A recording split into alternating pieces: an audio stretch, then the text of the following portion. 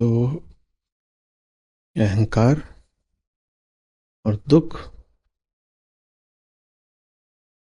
और कामना,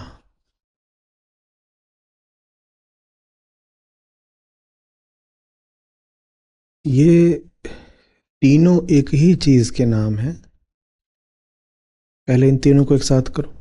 अहंकार, दुख, कामना, इनको एक प्रकोष्ठ में, एक ब्रैकेट में रख दो। और इन तीनों का ही, ये तीनों जो एक ही हैं, इन तीनों का ही जिससे संबंध है उसका नाम लिखो डर, अश्रद्धा। डर, अश्रद्धा, उन दोनों को एक साथ कर दो। अब सवाल आ रहा है ये परीक्षा में।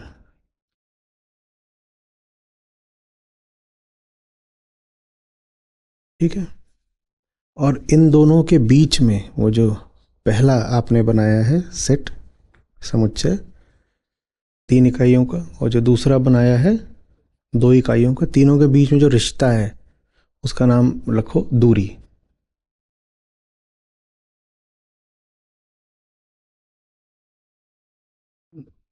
उसका ब्रैकेट बनाओ पहले, उसका दोनों का अलग अलग ब्रैकेट बनाओ। हाँ, उसका भी। अब बीच में एक लकीर बनाओ, उसके ऊपर लिखो दूरी। ठीक है। या दूरी के लगे विभाजन, दूरी के साथ में विभाजन, सेपरेशन। ठीक है।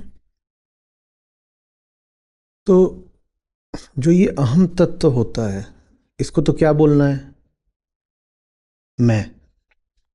पर उसका नतीजा ये होता है कि बाकी सब क्या बन जाते हैं, तुम। अगर मैं कुछ हूं तो मेरी कुछ सीमा तो होगी ना। वो जो सीमा के अंदर अंदर है उसी को मैं क्या बोल देता हूं, तो सीमा के बाहर बाकी सब छूट गया। वो क्या बन जाता है, तुम, पराया, दुनिया, जगत, संसार, ये सब हो जाता है। ठीक है। तो अहंकार वही चीज होता है, आपने जो पहले 3 लिखे थे उसमें पहला था अहंकार। पहली चीज वही होती है जो बहुत सारे परायेपन को जन्म दे देती है, जबकि है वो भी बस क्या, प्रकृति ही। और प्रकृति में कुछ ऐसा तो होता नहीं कि कोई विशेष है और बाकी सबका भोगता है। प्रकृति में तो सब एक जैसे ही होते हैं। सांख्यों की न समझ में आती हो तो आधुनिक विज्ञान की सुन लो, कुछ कितना भी अलग दिखाई देता हो। एटॉमिक लेवल पर ज़्यादातर जो उनके भेद होते हैं वो मिट जाते हैं, अणु। और जब आप सब एटॉमिक लेवल पर जाते हो तो और भेद मिट जाते हैं। और जब आप उसके भी अंदर घुस जाते हो, वहाँ फिर क्वार्क्स हैं, स्ट्रिंग्स हैं, और भेद मिट जाते हैं, वो सब एक सा हो जाता है। तो प्रकृति में तो सब एक ही है, और उसका नाम रूप रंग अलग दिखाई दे रहा हो, लेकिन दूर से देखो तो सब अलग अलग ही लिखता है। बच्चों को भी हम क्या पढ़ाना शुरू करते हैं, matter has 3 states, solid, liquid, gas. तो दुनिया के नाम पर हम क्या बताना शुरू करते हैं, भेद। पहला भेद तो यही कि I am the student and this is my text book. ठीक है ना, मैं पाठक हूँ और ये मेरा पाठ्य ग्रंथ है। पहले तो यही अंतर बना दिया, और फिर जो ग्रंथ में लिखा हुआ है वो भी बस अंतरों की ही कहानी है। इसमें ये अंतर, इसमें ये अंतर, इसमें ये अंतर, इसमें ये अंतर। प्रकृति में हमें दिखाई भी सब ऐसे ही देता है, अंतर ही अंतर। तो दिखाई देते हैं अंतर, लेकिन वहां अंतर है नहीं, है ना। और ये बात कि प्रकृति में अंतर नहीं है, ये भी हम बस विज्ञान के माध्यम से चलें तो समझ में आ जाती है। लेकिन एक अंतर ऐसा होता है जिसको विज्ञान भी नहीं तोड़ पाता। आप बहुत बड़े साइंटिस्ट हो गए, न्यूक्लियर फिजिसिस्ट हो गए, तो आप समझ जाओगे कि ऑल मैटर इज वन। ठीक है, इतना तो आप समझ जाओगे। और ये समझ के आप बहुत खुश रहोगे, आप कहोगे आपने वननेस ऑफ मैटर इस्टेब्लिश कर दिया। आपने मास एनर्जी इक्विवेलेंस भी इस्टेब्लिश कर दिया। आप बहुत खुश हो जाओगे, आप कहोगे आपने वननेस पाली। पर वो वननेस अभी है नहीं, वो अभी भी क्या है, टूनेस है, उसमें द्वैत है अभी। क्यों है? हाँ, एक तरफ साइंस और एक तरफ साइंटिस्ट। साइंटिस्ट ही तो देखते ही नहीं कि ऑल मैटर इज वन, तो मैं कहाँ से आ गया? मैं कौन हूँ फिर ये कहने के लिए कि सारा ये जो द्रव्य है, पदार्थ है, ये सब एक है? ये कहने वाला कौन है? फिर तो कोई कहने वाला भी नहीं बचा। लेकिन फिर भी विज्ञान बहुत बहुत बहुत बहुत आवश्यक और उपयोगी है, क्योंकि वो इतना तो बता देता है कि काले और पीले में कोई मौलिक अंतर, ठीक है ना, कि कार्बन में और यूरेनियम में भी कोई मौलिक अंतर दिखाई ऐसा पड़ता, बड़ा भारी अंतर। एक रेडियो एक्टिव है, एक नहीं है, एक लाइट है, एक सुपर हैवी है, और पता नहीं कितने तरीके के अंतर। एक है जो पृथ्वी पर चारों तरफ पाया जाता है, कार्बन ही कार्बन है, कार्बन हर तरफ कार्बन ही कार्बन है। और दूसरा है जो एकदम रेयर है, यूरेनियम खोजे नहीं मिलता। ईरान बेचारा लगा हुआ है, कहीं थोड़ा बहुत दे दो। एक बम बनाना है बस, छोटा सा। इसराइल भी छोटा ही सा है, उसके लिए एक छोटा वाला चलेगा। उसको उतना भी नहीं मिल रहा बेचारे को। तो हर तरह से अंतर ही अंतर दिखाई देते हैं। लेकिन विज्ञान आपको बता देता है कि ये जो दृष्टव्य जगत में अंतर दिखाई देते हैं, ये है नहीं, वो प्रमाण सहित बता देता है। 12वीं या ग्रेजुएशन की फिजिक्स भी आपने अगर अच्छे से पढ़ ली है, तो आप ये समझ जाओगे कि जो दुनिया है इसके अंतर बस अपरेंट हैं, भाषित होते हैं, तो इसे प्रातिभासिक है नहीं सचमुच। और अगर आप ही नहीं समझ पा रहे, तो ये तो छोड़ो कि अध्यात्म में, कि गीता परीक्षा में, आप भौतिकी की परीक्षा में फेल हो जाओगे। आप वहाँ पे जाके फिजिक्स की परीक्षा भी फेल कर जाओगे, अगर नहीं दिखाई दिया कि बाहर जो मामला है वो सारा एक ही है, वो उसके फंडामेंटल यूनिट्स एक ही हैं, और वो सब अलग अलग तरीके से आपस में खेलते रहते हैं। वो जो अलग अलग तरीके से उनका खिलवाड़ है, उससे कभी कुछ फिनोमिना प्रकट हो जाता है और कभी कुछ और। लेकिन ये भेद वहाँ तब भी रह जाता है कि मैं तो हूँ, तो वो सब उधर एक है मामला, एक मैं हूँ। तो गीता अध्यात्म ये इसलिए है कि ये जो आखिरी अंतर बचा है, ये भी समझ लो कि नहीं है। वो और तुम भी एक हो, और अगर वो और तुम एक नहीं हो, तो फिर क्या बचेगा? अहंकार। अगर अलग अलग हैं तो बीच में कहीं सीमा होगी ना। आप और ये अलग अलग हैं, अगर सीमा ना हो तो अलग कैसे होंगे बताइए? ही तो अलग होंगे। दो देश अलग होते हैं तो दोनों के बीच में अनिवार्यता क्या होती है? और सीमा ही ना हो, कहीं ये दोनों अलग तो हैं पर सीमा कुछ नहीं है, तो ये बात तो बड़ी बेतुकी हो जाएगी, एब्सर्ड है ना। तो सीमा, तो अहंकार सीमा पर खेलता है, और सीमा काल्पनिक है। और जब सीमा होती है तो अधूरापन आ जाता है। अधूरापन आ जाता है तो कामना आ जाती है। उधर जो है वो मैं ले लूं। कामना क्यों आ जाती है? क्योंकि स्वभाव पूर्णता है, सहज स्थिति तो पूर्णता की थी ना। कामना तो तुमने यूं ही खींच दी अपने पता नहीं कौन से नशे में। सहज स्थिति क्या थी? उसी को स्वभाव बोलते हैं। स्वभाव कि माने अगर कोई विकृति ना हो, कोई खींचतान, खिलवाड़, छेड़छाड़ ना हो, तो कोई वस्तु कैसी रहेगी? उसी को बोलते हैं स्वभाव। कि माने उस पर किसी बाहरी ताकत ने आकर के कुछ विकृति नहीं आरोपित कर दी है। स्वभाव माने अपना, बाहरी अभी कुछ नहीं है। बाहरी अगर कुछ न रहे, कोई विकृति न रहे, कुछ गड़बड़, तो वो कैसा रहेगा? तो स्वभाव तो यही है कि भाई जैसे प्रकृति में सब एक है, वैसे ही अहम भी प्रकृति से एक रहेगा। तो अहम का स्वभाव है प्रकृति के साथ एक रहना। पर वो ऐसा करता नहीं, वो ऐसा कर दे तो मिट जाएगा। वो एक अजीब ही चीज है जिसको होना है। हम तो हैं, सारी उसी की है नौटंकी, हम तो हैं। तो हम हैं तो फिर हम अधूरे भी हैं, क्योंकि स्वभाव पूर्णता है। पर अब हम आ गए तो अपूर्णता हो जाएगी ना, क्योंकि स्वभाव तब है जब अहम सबके साथ एक है, गुथा हुआ है। पर गुथा हुआ तो हम नहीं है। होने के लिए वो अलग होगा, अलग होगा तो स्वभाव से भी अलग होगा। स्वभाव से अलग होगा तो क्या आ गया? कमी आ गई, कमजोरी आ गई। अधूरापन आ गया। जब अधूरापन आ गया तो क्या आ जाएगी? कामना क्यों आएगी अधूरापन आने से? क्योंकि स्वभाव, अधूरेपन से चैन मिल ही नहीं सकता। कोई आकर के बोले ना, अरे हम खुश हैं, हम जैसे भी, हमें मत सिखाओ, बड़े महाज्ञानी न बनो, हमें नहीं चाहिए गीता, हम खुश हैं। हाँ मालूम है हम बहुत बेचैन रहते हैं, हम तब भी खुश हैं। तो इसका क्या जवाब है? तुम झूठ बोल रहे हो। आदमी के बच्चे हो ना, या इसमें भी बोलोगे कि हम खुश हैं सुअर के बच्चे होके? आदमी का बच्चा अपूर्णता में खुश नहीं रह सकता। और रही बात सुअर के बच्चे की, तो उसको अपूर्णता पता चलती नहीं, तो वो इसलिए खुश रहता है। आदमी के बच्चे की समस्या ये है कि उसे अपूर्णता पता चलेगी। अब ये किसने किया, ये किसने किया? अभी भी बड़ी माँ ने करा है। वो जो सुअर का बच्चा है वो ऐसी लहर है, उसका डिजाइन ऐसा है, उसकी संरचना अभिकल्पना ऐसी है कि उसको ये अपूर्णता वगैरह बहुत पता चलती नहीं। थोड़ी बहुत चलती है, उसको भी चलती है। ऐसा नहीं है कि पशुओं में उस तरह की कोई अनुभूति ही नहीं होती, उनमें भी होती है, पर मनुष्य की अपेक्षा बहुत कम होती है।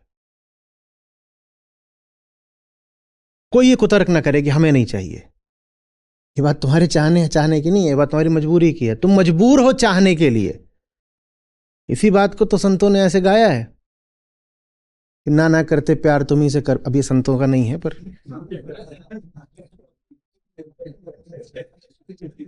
मैं क्या करूं, अब कैसा भी हो, मैं उसमें संतों वाले अर्थ ही निकालता हूं, तो मेरे लिए तो सब वही है। अब ये समझ रही बात? ये जैसे दूसरे थे वो मुनिवर जिन्होंने गाया था कि छुपाना भी नहीं आता, जताना भी नहीं आता। वो भी वही है। मतलब समझ रहे हो ना? नहीं छुपा पाओगे। कर लो कुतर्क जितना करना है, तुम्हें आना पड़ेगा। हम्म जो वादा किया वो हम्म, रोके खुदाई चाहे रोके जमाना, तुम्हें आना पड़ेगा। क्यों आना पड़ेगा? उस दिन मैं बोल रहा था यही मिस्टिसिज्म है। कोई कारण नहीं है, तुम्हें आना पड़ेगा। तुम्हारी समस्या ये, तुम कारण पूछते हो। नहीं कर तो लेंगे, मिलेगा क्या? तुम कारण पूछ रहे हो। कारण माने स्वार्थ, कारण माने लाभ। लाभ बता दो तो कारण हो जाए। स्वभाव कारण है। कोई पूछे किस कारण तुम यहां गीता में बैठे हो, बोलो स्वभाव है। क्या पा रहे हो? कुछ नहीं पा रहे। स्वभाव की पूर्ति हो रही है, उसी पूर्ति को अभिव्यक्ति कहते हैं, क्योंकि स्वभाव में तो पूर्ति है ही। स्वभाव माने पूर्णता। तो कोई पूछे कि क्या जेब की पूर्ति हो रही है, तो क्या उत्तर दोगे? नहीं, स्वभाव की पूर्ति हो रही है। और चूंकि स्वभाव पहले से ही पूरा है, तो हम कहेंगे हमारा स्वभाव मात्र अभिव्यक्त हो रहा है। यहां क्यों बैठे हो? बैठे नहीं है, अपने आप को अभिव्यक्त कर रहे हैं। यहां होना मेरी हस्ती का प्रमाण है। यहां होना मेरे स्वभाव का निशान है। मैं इसलिए बैठा हूं। कुछ पा नहीं रहा हूं, कुछ हूं इसलिए बैठा हूं। बात हस्ती की है, बीइंग की है। समझ में आ रही बात? पर ये सब बातें कौन समझाए झुन्नू को? वो तो अपना मैं हूं, अपना हिसाब किताब अलग है। तो अहंकार, क्या क्या कहा था? अहंकार, कामना और दुखी एक साथ चलते हैं। अब अहंकार को दुख किस बात का होगा? अपूर्ण होने का। क्या पूरी मौज मिली हुई थी? व्यवहारिक तल पर कहो तो पूरे ब्रह्मांड की, प्रातिभाषिक तल पर कहो तो ब्रह्मांड से भी बहुत आगे की किसी अनंतता की मौज मिली हुई थी। और सब छोड़ छाड़ के क्या बन गए? जुन्नू। पता नहीं क्या हो, क्या बन गए। तो दुख तो होगा ना? दुख तो होगा कि नहीं? अपने से बहुत कोई, तुम कोई छोटी चीज बन जाओ तो बहुत दुख होगा, बड़ी समस्या आएगी। जैसे किसी 36 कमर वाले को 26 की पैंट पहना दी हो, वो भी उम्र भर के लिए, क्या घूमो ऐसे ही। और पैंट उतारोगे तो सब कुछ उतर जाएगा, इज्जत भी उतर जाएगी तुम्हारी।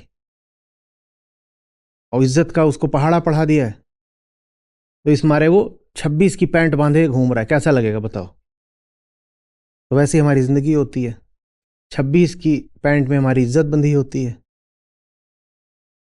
अध्यात्म का संदेश है, नंगे हो जाओ। तुम 36 हो, अपने आप को कर दो अभिव्यक्त। माँ की गोद में हो, वहां नग्न होने में कोई लज्जा नहीं होती।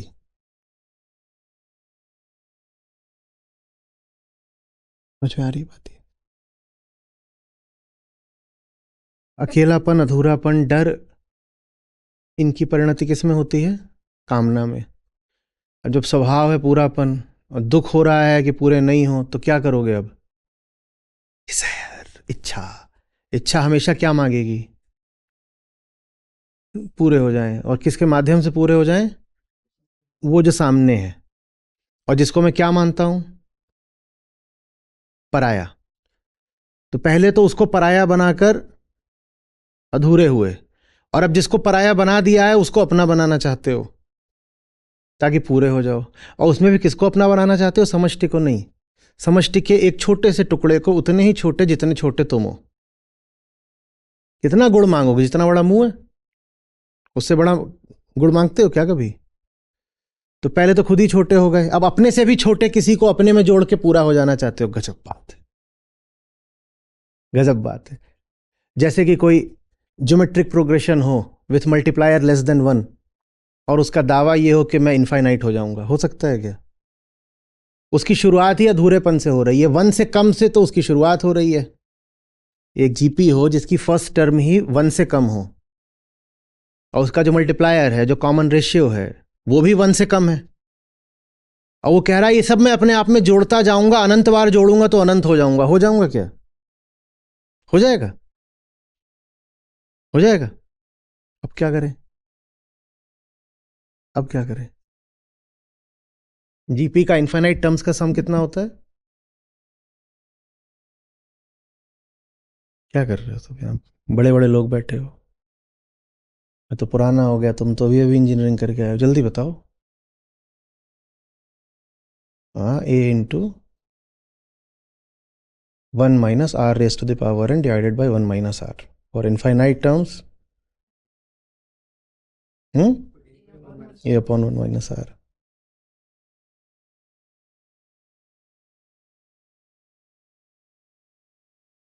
इन्फिनिटी तक अनंत हो सकता है क्या कभी ये मामला?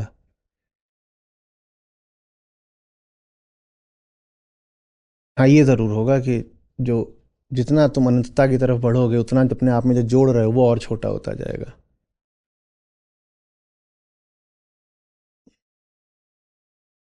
समझ में आ रही बात? छोटा भी कुछ नहीं बोला, बेकार था। बस इतना बता दो कि तुम जितने हो उससे भी छोटी चीज अपने आप में जोड़ लोगे तो क्या कभी पूरे हो सकते हो? हो सकते हो?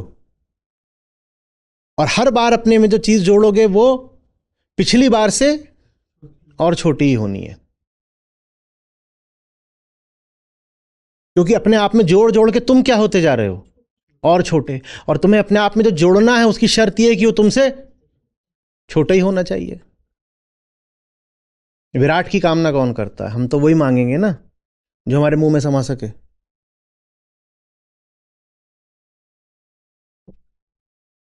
हम्म?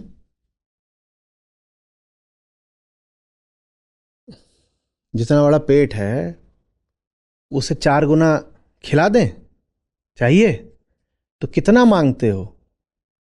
जितना पेट है उतना ही। और तुम्हारा पेट कितना है? तुमसे कुछ थोड़ा ही। तो ये कामना का दुष्चक्र है। झूठ मूठ पहले हम स्वयं को खड़ा करता है, उसमें हमारा कोई लेकिन योगदान नहीं, अतः हमारी उसमें कोई कमी भी नहीं, वो जन्म के साथ हो जाता है। ठीक है ना? लेकिन जन्म के बाद क्या हो रहा है लगातार? मैं अधूरा हूं, स्वयं में जोड़ो, मैं अधूरा हूं, स्वयं में जोड़ो। इन दोनों प्रक्रियाओं के बीच में, अपने आप को अधूरा मानने में और दूसरे को आकर्षक मानने में, बीच में जो चीज होती है उसको बोलते हैं दूरी।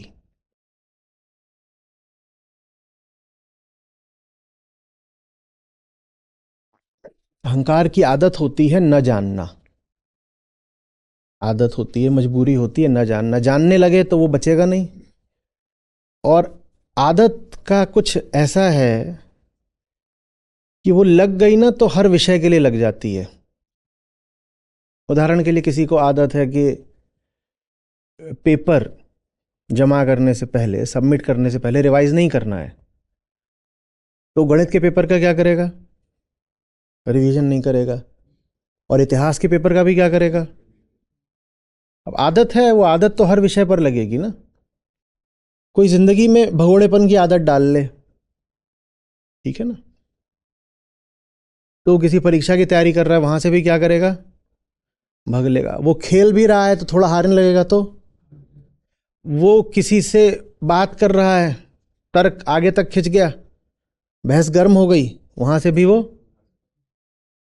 बात ये नहीं है कि जगह क्या है, विषय क्या है, मौका क्या है, बात यह है कि आदत लग गई है ना भागने की। जिसकी न जानने की आदत लग गई है, उसके लिए न जानना फिर बहुत जरूरी हो जाता है। वो अगर उसकी हस्ती का ये एक ये एक अनिवार्य लक्षण बन जाता है कि नहीं जानूंगा। अहम की शुरुआत ही होती है स्वयं को नहीं जानने से। तो नहीं जानना उसके लिए अपरिहार्य है। तो ये जो दुनिया है बाहर वाली, वो उसको भी जानने से बहुत परहेज करता है। न खुद को जानूंगा न तुझे जानूंगा, न खुद को जानूंगा न तुझे जानूंगा। और इस न जानने में जबरदस्त तरीके के आकर्षण विकर्षण पैदा होते हैं। खूब आकर्षण भी पैदा होते हैं, विकर्षण भी पैदा होते हैं। जो कुछ हो सकता है सब हो जाता है। उपेक्षा भी पैदा हो जाती है, सब हो जाता है। शत्रुता, मित्रता, सब। न खुद को जानूंगा न तुझे जानूंगा। तो जिसको नहीं जानते उससे डर भी लग जाएगा। गधा हुआ घूम रहा है, शेर की खाल ओढ़ करके, उससे डर गए, क्योंकि जैसे कभी खुद को नहीं जाना कि हमारी खाल के नीचे क्या है, वैसे ही गधवे को नहीं जाना कि शेर की खाल के नीचे क्या है। हमारी खाल के नीचे क्या है कुछ पता है? बहुतों की तो खाल के नीचे खाल है, क्योंकि उनकी खाल के ऊपर इतना कॉस्मेटिक है कि उनसे कहो खाल के नीचे क्या है, तो वो ऐसे करें तो खाल निकलेगी। आप जो उनकी देखते हो खाल नहीं होती है, वो मेकअप होता है। खैर, बात लाक्षणिक है। खाल के नीचे क्या है कुछ पता है? नहीं पता। तभी फिर उपनिषद किसकी बात करते हैं? कोशों की। देखो तुम्हारी खाल के नीचे क्या है। एक बाहर वाला कोश है, फिर ये वाला आ गया अन्न से जो बनता है, फिर वो आ गया जो सांस से बनता है प्राणमय, फिर ये आ गया। व्यवस्था यही बताने की कि भीतर कुछ है। हमने ये सोच लिया कि भीतर भूत है, भीतर जीव है, जीव। वो ये नहीं बता रहे थे, वो कुछ और बता रहे थे। वो बता रहे थे जितना तुम अपने आप को जानते हो, तुम उससे ज्यादा हो, वो जानो। तो हमको लगा वो कुछ और कह रहे हो। कह रहे हैं कि कोश का मतलब ही होता है कि भीतर कुछ है। जैसे कई बार होता है ना, पिटारी के भीतर पिटारी के भीतर पिटारी, वो देखें बक्से, एक खोलो तो उसके अंदर एक और निकलता है उसके अंदर। हमें लगा वैसी कोई बात हो रही है, वैसी बात नहीं हो रही है। अज्ञान ही अहंकार की सांस है, आहार है, जीवन है। आपको ताज्जुब नहीं होना चाहिए कि ज्यादातर लोग ज्ञान के मौकों को मौत जैसा समझते हैं। उनके भीतर कुछ होता है जो ज्ञान के मौके के सामने बिल्कुल थर्रा जाता है, कांपने लगता है, बीमार पड़ जाता है, तरह के बहाने बनाएगा, ज्ञान से बचने का हर संभव प्रयास करेगा। समझ में आ रहा है क्यों? क्योंकि अज्ञान ही अहंकार का जीवन है। तुम उसको ज्ञान दोगे तो तुमने उसका जीवन ही छीन लिया। आ रही बात समझ? देख जा, अब अभी ये स्क्रीन है, इसके पीछे न जाने कितने होंगे अभी। जब पूरा हो कहेंगे हाय मैं तो देख रही थी पर 20 मिनट के बाद मैं तो सो गई। सो नहीं गई। भीतर कुछ है जिसने सुला दिया, और उसने आपको आपकी सहमति से सुलाया है। बहुतों का आएगा, अरे आज मैं तो बहुत देर तक स्क्रीन के सामने बैठा रहा, पर 10:40 हो गए थे, सत्र शुरू नहीं हुआ था, तो मैं तो सो गया। या मैं चला गया, मुझे लगा आज है ही नहीं। संस्था की ओर से कोई संदेश भी नहीं आया कि सत्र शुरू क्यों नहीं हो रहा है, तो मैं चला गया। ट्रेन 10 मिनट लेट होती है और सूचना नहीं आती, चले जाते हो घर। कितनी बार किया है। और ना भारतीय रेल इतनी कुशल है कि अगर लेट हो रही हो तो बिल्कुल हर 10 मिनट में निरंतर सही सूचना देती रहती है क्या। भारतीय रेल को तो छोड़ दो, कल एयर इंडिया का ये हाल था, दरवाज़ा बंद, जहाज़ नदारद, और वहाँ वो जो दरवाजे पे देवी जी बैठी रहती हैं आपका टिकट जांचने को, वो भी नहीं। 8:30 की फ्लाइट, 8:45 बज गए, मैंने कहा उड़ गया होगा, इसीलिए यहाँ कोई नहीं है। फिर मेरे साथ गौरी जी थी, काय को माने तेज तर्रार, वो पुलिस के पास चली गई, सीआईएसएफ वाले थे, बोली एयर इंडिया वाले अगवा हो गए हैं, खोजो उनको, दिख नहीं रहे। तो एक दूसरी देवी जी थी, वो पता नहीं कहाँ विश्राम कर रही थी या क्या कर रही थी, उनको पकड़ के लाया गया। उन्होंने बताया कि वो आपकी फ्लाइट तो चल दी है। मैंने कहा मैं बोल ही रहा था। बोली नहीं, अहमदाबाद से चलती है। फिर 8:30 वाली 9:30 पे उड़ी। मैंने एयरपोर्ट खाली होते नहीं देखा, ये विलंब से हो रहा है काम। तो आज जरा सा सत्र विलंब से शुरू हुआ, तो हमारी कम्युनिटी क्यों खाली हो गई। क्यों देखने वाले बहुत सारे लोग, सब नहीं भाग गए, पर 500-700 तो भगे ही होंगे, क्योंकि भीतर कोई है जो इसी मौके की तलाश में था। क्या भाग लो। किन किन लोगों ने कभी ना कभी ट्रेन कम से कम 6 घंटा विलंब से पकड़ी है। ज्ञान कभी पकड़ा 6 घंटा विलंब से। अरे बड़े ज्ञानी, लेट लतीफ है, कहाँ के ज्ञानी है। 6 घंटा लेट होता है कोई। हाँ, भीतर कोई है। ट्रेन 6 नहीं 16 घंटे भी लेट होगी तो इंतजार कर लेगा, क्योंकि घर पे कोई है जो आपकी बाट जो हो रहा है, अपने बच्चों के लिए। और बच्चों की अरे मैं खुशी बोल रहा था, आपका दिमाग ही कैसा है। बच्चों की खुशी के लिए बात बात में धनिया को ले आते हो, जुन्नू सब। बच्चों की खुशी के लिए इंतजार करो, इंतजार करो। ये मिठाई ले जा रहे हो ना बच्चों के लिए, वो मिठाई या तो सड़ जाएगी या तुम ही खाओगे। इतनी देर तक भूखे बैठे हो प्लेटफॉर्म पे, 16 घंटे लेट है, बच्चों को तो लिफाफा मिलेगा। और वहां इंतजार हो जाता है।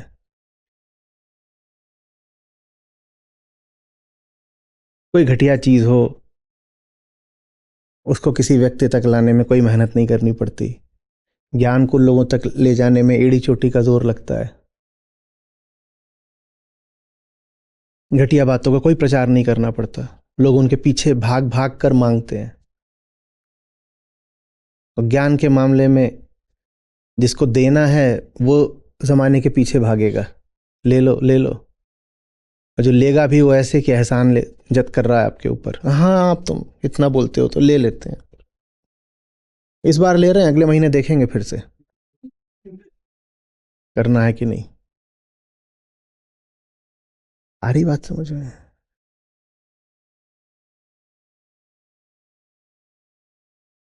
अगर बचना है तो बेहोशी चाहिए, यही सूत्र है। होश माने मिटना, होश माने खोना। और ये उल्टी बात है, हम सोचते हैं जो बेहोश है वो खो गया, एकदम गलत बात है। बेहोशी दो तरह की होती है।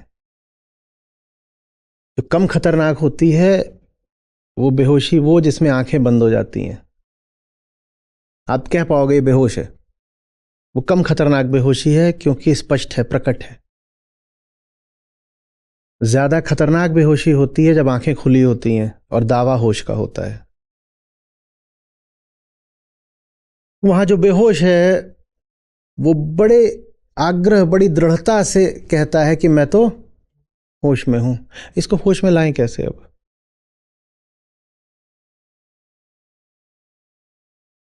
तो जब संत आपको गाते हैं कि उठ जाग मुसाफिर भोर भई, ये आया था किस काम को सोया चादर तान, तो वो सुबह 5 बजे उठने को नहीं कह रहे हैं कि उसको अपना अलार्म बना लो। उन्होंने कहा है कि देखा, सारा अध्यात्म ही इस बारे में कि ब्रह्म मुहूर्त में उठ जाओ। काहे सोवो तब, और बिन जागे ना मिलेंगे सजन सखिया। हर जगह जागने ही जागने की बात है। तो बहुतों को लगता है कि सुबह उठ गए तो यही तो है सब संतों की सीख। हर जगह जागरण की बात हो रही, किसी और जागरण की बात हो रही। वो कह रहे हैं तुम्हारी आंख बंद है तब तो तुम हो ही बेहोश, जब तुम्हारी आंख खुली है तुम तब भी बेहोश हो। वो खुली आंख वाली बेहोशी से जगने की बात कर रहे हैं। बंद आंख वाली बेहोशी से तो आपको पड़ोसी भी जगा देगा, अलार्म भी जगा देगा। कुत्ते को ट्रेन कर दीजिए अपने, वो भी जगा देगा। जैसे कुत्ता प्रशिक्षित होता है ना, सुबह जाकर के अखबार ले आता है, वैसे ही कुत्ते की भी सुबह की और भी आवश्यकताएं होती हैं, जिसके लिए वो आपको झंझोड़ता है कि मुझे बाहर ले चलो, बाहर ले चलो। बहुत कुत्ते होते हैं अपने मुंह में ही अपना लेकर आ जाते हैं पट्टा कि बाहर ले चलो। कुत्ते को प्रशिक्षित कर दीजिए कि सुबह सुबह मेरे पास आ अपना पट्टा लेके कि मुझे बाहर ले चलो।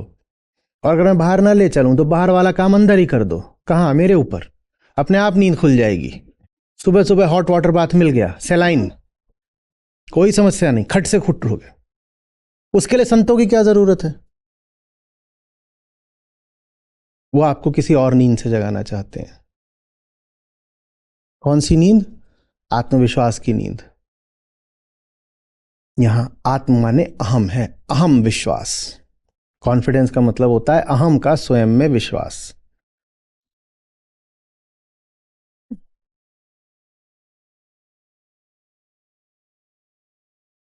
अहम का स्वयं में विश्वास। मैं ऐसा हूं, मैं ऐसी हूं, मुझे ये अच्छा नहीं लगता, मैं ऐसा नहीं कर पाता। ये कोई मजबूरी वगैरह नहीं है जैसी तुम बता रहे हो। ये बिल्कुल दूसरे तल की मजबूरी है। मजबूरी ये है कि जो तुम कह रहे हो कि तुम नहीं कर पाते, वो तुम करने लग जाओ तो तुम मिट जाओगे। पर बड़ी तुम चालाकी खेल रहे हो, तुम मिटने से बहुत डर रहे हो, वरना और कोई नहीं मजबूरी है।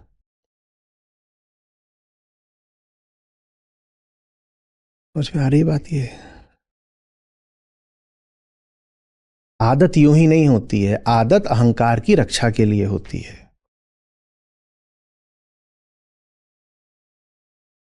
आदत के बाहर मुक्ति है, और वही हमें नहीं चाहिए। कुछ और नहीं तोड़ना होता, पैटर्न ही तोड़ने होते हैं। और नहीं कोई कैद है कि सलाख है, यही है ढर्रे। मैं ऐसा हूं, व्यक्तित्व।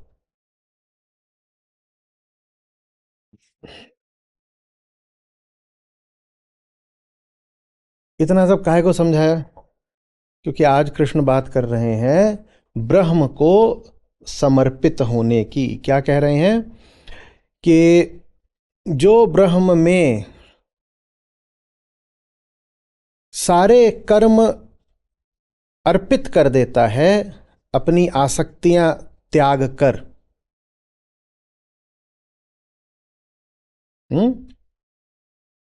वो वैसे ही फिर लिप्त नहीं होता जैसे जल में कमल का पत्ता। उस पर आएंगे बाद में, जल का कमल का पत्ता। ठीक है। पहली बात यह है कि कर्म ब्रह्म को अर्पित करने का क्या मतलब हुआ? बाप रे बाप, कृष्णों की भाषा, जल कर्म ब्रह्म ब्रह्म को अर्पित करना है। वो तो ऐसे भी हो सकता है कि दुकान में गए और कहा कि ब्रह्म माने ब्रह्मा। बहुतों के लिए दोनों एक ही हैं। उन्हें ब्रह्म माने वो ब्रह्मा। जैसे अंग्रेजी में राम को लिख देते हैं ना RAMA, तो ऐसे ही ब्रह्म को क्या लिख देंगे? BRAHMA।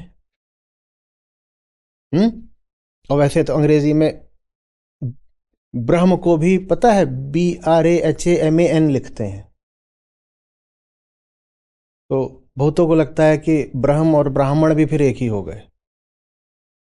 अंग्रेजी में ऐसे ही लिखते हैं ब्राह्मण, तो BRAHMN। और ब्राह्मण को भी लिखते हैं BRAHMIN, ए और आई भर का फर्क है। तो ब्रह्म, ब्रह्मा, ब्राह्मण सब एक हो जाता है।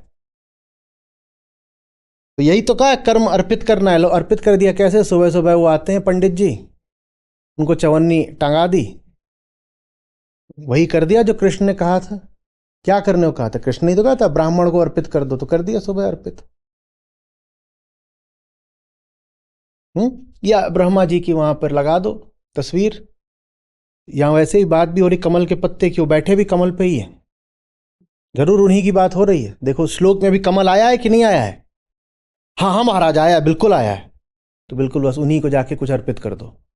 और उनको जो अर्पित करा आप वो क्या करोगे? अब वहां पे तो चिपका दोगे नहीं, उनकी मूर्ति पर या जो भी है कैलेंडर से जो काट करके वहां लगाया है, तो किसको दे देना है? अरे परेशान कर रहे हो, किसने गायब किया? हाँ अब ठीक है मामला। खुश क्यों है इतने? कारण बताओ जल्दी। तुम इतने लोग बैठे हो, तुम्हें देख के खुश हैं? देखो तुम्हें ही देख रहे हैं, मुझे तो पीठ दिखा रखी है। सब आओगे अभी, अर्पित करोगे ही नहीं कुछ? वही जो जिंदगी भर किया है, वही जो परंपरा है। तो बड़ा खतरा है, न जाने क्या अर्थ हम निकाल लें। कर्म ब्रह्म को अर्पित करना है,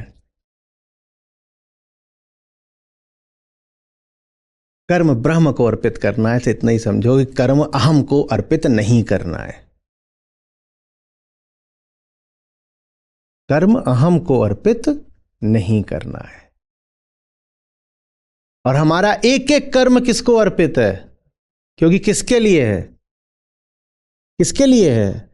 अपने लिए है। तो हमारा कर्म अहम को अर्पित होता है, अहम को अर्पित नहीं करना है। ब्रह्म कुछ नहीं है, किसको अर्पित करोगे? वो जो वहां पर जाकर के मूर्ति या चित्र चिपका देते हो, वो थोड़ा ही ब्रह्म हो गया। मूर्ति चित्र तो ब्रह्म के हो भी नहीं सकते, निर्गुण निराकार है। ना कोई ब्रह्म का प्रतिनिधि हो सकता है कि हम आए, हम ब्राह्मण हैं तो हम ब्रह्म वाले हैं। देखो नाम भी है ना, शेम शेम, सेम सेम नहीं, शेम शेम। तो हमें हमें दे दो, वो नहीं होता है। ब्रह्म, आत्मा, ये सब अपने आप में हमारी भाषा जैसी है, उसमें कोई विधायक अस्तित्व तो नहीं रखते हैं। हमारी भाषा सब्जेक्ट से ऑब्जेक्ट की ओर बहती है। मेरे देखे वो एक वस्तु है, आत्मा ब्रह्म ये वस्तुगत, तो ये हमारी भाषा में नहीं समा सकते। तो इनके लिए भाषा में वास्तव में कोई शब्द, कोई प्रतीक हो भी नहीं सकता, इनकी ओर भाषा के माध्यम से इंगित किया भी नहीं जा सकता। पर करते हैं, मजबूरी है, नहीं तो सामने लोग बैठे हैं, उनको बताएं कैसे? तो सामने कभी आए आत्मा, तो उसको ऐसे पढ़ना कि अहम नहीं, अहम नहीं। और सामने आए ब्रह्म, तो उसको ऐसे पढ़ना जगत नहीं।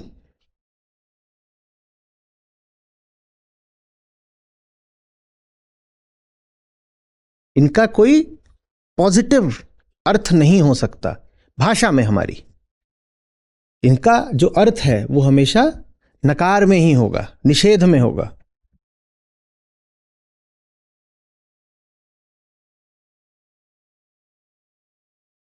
एक ही है क्या? ये प्रकृति, इसमें अहम ने यहां अपना ऐसे कोना बना रखा था, है ये यही, ठीक है, ये कोना बना रखा था, तो दो हो गए थे, दो हो गए थे। कहता था अहम कि एक ये है और एक ये है, ये द्वैत है, एक ये है और एक ये, इसने फालतू में दो बना दिए, ऐसे अपना कोना बना के बोल रहा है मेरा घर है, होम स्वीट होम, तो दो हो गए। जानने का मतलब होता है कि ये जो सीमा थी इसकी व्यर्थता दिख गई। दिख गया कि भीतर और बाहर का मामला है तो एक ही, मैं झूठ मूठ ही बीच में सीमा खींच देता हूं। तो अब जो यहां वाला है वो भी क्या हो गया, और जो इधर वाला है वो भी क्या हो गया। तो भीतर वाला जब प्रकृति हो जाए तो उसको कहते हैं आत्मस्थ। इधर से देखोगे तो कह दोगे आत्मस्थ, और इधर से देखोगे तो कह दोगे ब्रह्मस्थ। वो एक ही बात है। प्रकृतिस्थ होना और ब्रह्मस्थ होना बिल्कुल एक ही बात है, इसमें कोई अंतर नहीं है। तो जो अपने सब कर्मों को ब्रह्म को समर्पित कर देता है, माने जो अब कर्मों को अपने लिए नहीं करता, जो अब कर्म अपने लिए नहीं करता। क्यों अपने लिए नहीं करता? क्योंकि कर्म सारे होते हैं सकाम। मैं हूं तो सकाम कर्म ही करूंगा, और सकाम कर्म करके मुझे पूर्णता नहीं मिलने वाली। उधर जो है वही इधर है। वो टंकी और टोटी याद है ना? टंकी और टोटी याद है ना? जो टोटी से आ रहा है वही टंकी में है। टोटी का पानी एकदम लग गया कि हाय हाय बड़ा गर्म है, पसीने छूट गए, बहुत गर्मी लग गई। एक के साथ हुआ, टोटी का पानी, मई की गर्मी, उसने पिया, पहले ही वो गरमाया हुआ था और पानी पी के और गर्मा आ गया, एकदम पसीने ही पसीने छूट गए। बोला हाय हाय बड़ी गर्मी लग रही है, ठंडक चाहिए, तो ठंडक के लिए वो जाके टंकी में कूद गया। ये हम करते हैं धर्म के नाम पर। छोटी मुसीबत के कारण और बड़ी मुसीबत मोल ले लेते हैं। समझ में आ रही बात? जो चीज टोटी में है वही चीज टंकी में है, वो एक है। जो ये समझ गया अब वो टंकी के प्रति कामना नहीं रखता। आ रही बात समझ में? कामना नहीं रखना है क्योंकि उधर से कुछ मिल नहीं सकता, क्योंकि उधर और इधर मामला एक है, उधर एक है, ये है। तो कुछ मिल नहीं सकता, ये बात हताशा मात्र की नहीं है। ये ऐसा नहीं है कि अब मुंह लटका लिया उदास हो गए। कुछ मिल नहीं सकता क्योंकि कुछ मिलने की जरूरत भी नहीं है। मैं पहले ही पूर्ण हूं। समस्या यदि कुछ थी तो अपूर्णता की नहीं थी, अधिकता की थी। तो अधिकता को हटाने में कितना समय लगता है? हटा दो। अपूर्णता हो, आपके पास घर में कोई चीज नहीं है और वो घर में लानी है, तो कितना समय लगेगा? कोहिनूर हीरा घर में लाना है, बताओ कितना समय लगेगा? कितना समय लगेगा? पता नहीं कितना समय लगे, कौन जाने। बृहस्पति ग्रह की धूल लानी है और वास्तु के हिसाब से उसे घर के उत्तर पूर्वी कोने में रखना है, और शौचालय उससे बिल्कुल विपरीत दिशा में होना चाहिए। बृहस्पति की धूल लाने में कितना समय लगेगा? पता नहीं कितना लगेगा। तो बाहर से कुछ लाने में तो न जाने कितना समय लगेगा, लेकिन घर में पहले ही धूल थी, धूल हटाना है, उसमें कितना समय लगेगा? कुछ भी नहीं। तो इसलिए अध्यात्म बहुत सहज है, उसमें समय नहीं लगता। जो लोग बोलते हैं ना बाबा जी ने 800 साल तपस्या करी, न जाने कौन सा फल ढूंढ रहे थे। समझ में आ गया तो काम तत्काल है, अभी बत्ती जल जानी है। पर उतने ध्यान से सुनो तो सही। यहां मामला अमीर होने जैसा नहीं है ना कि धीरे धीरे दौलत इकट्ठा करोगे। यहां मामला छोड़ने जैसा है। छोड़ने में कितनी देर लगती है? अब इनको खोजने में हो सकता है मुझे 10 दिन लग गया हो, इन्हें छोड़ने में कितनी देर लगेगी? बाबा जी देख लो, बाबा जी छोड़ने में कितनी देर लगेगी? कितनी देर लगेगी? तो पूर्णता पानी नहीं पड़ती, अपूर्णता छोड़नी पड़ती है, और वो काम जब चाहो तब हो सकता है। कोई मजबूरी का हवाला ना दे। इसीलिए वेदांत मजबूरी को स्वीकार नहीं करता। कोई ना बोले मैं क्या करूं, मजबूरी थी। कुछ पाना होता तो मजबूरी समझ में आती है। छोड़ने में क्या मजबूरी थी? जब दिख गया कि कुछ अधिक पकड़ रखा था, अनावश्यक पकड़ रखा था, उसमें छोड़ने में क्या मजबूरी थी? छोड़ दो, अभी छोड़ दो। उसमें तो समय नहीं लगना चाहिए, या बहुत कम लगना चाहिए। ये कहोगे छोड़ने की तैयारी चल रही है, छोड़ने की तैयारी चल रही है। यानी क्या छोड़ने वाले हो? नाक वाक ठीक से बंद करो। हर समय छोड़ने की तैयारी करता रहता है। तो अब समझ में आया, फेज लैग।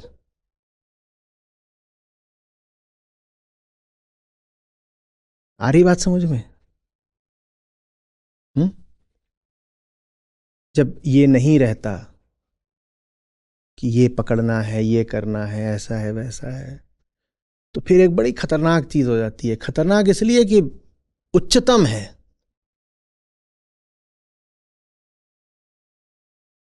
वो हो जाओ तो आसान है, उसके बारे में सोचो तो बड़ा कठिन है, बड़ा खतरनाक है। सोचोगे तो विकार और पैदा हो जाएंगे, न जाने कैसे कैसे अर्थ पैदा हो जाएंगे। फिर ये रहता है कि बहने दो, सहज बहने दो। पाना क्या, खोना क्या, गिनना क्या, सहज बहने दो। ये बात अहंकार को बड़ी खतरनाक लगती है। कैसे बहने दूं? अहंकार माने कंट्रोल फ्रीक। बहने कैसे दूं? ऐसे कैसे बहने दूं? मुझे बताओ किधर को जा रहा है मामला, ऐसे थोड़ी। बताओ क्या होगा कल, पहले मुझे आश्वस्त करो। ऐसे थोड़ी। सब कुछ मेरे अनुसार होना चाहिए। पहले हिसाब किताब लेकर के आओ और मेरी अनुमति लो, उसके बाद आगे का काम। पूरी योजना हमें दिखाओ, ब्लूप्रिंट कहां है, उसके बाद आगे बढ़ेंगे। इसकी तरफ जाना है कि नहीं, मिलेगा क्या? कुछ मिलता होगा तो ठीक है, नहीं तो खत्म।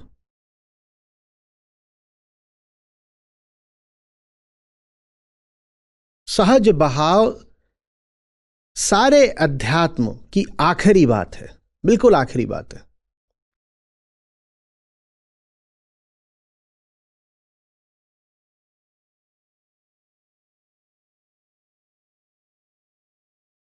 वो फिर ऐसा है कि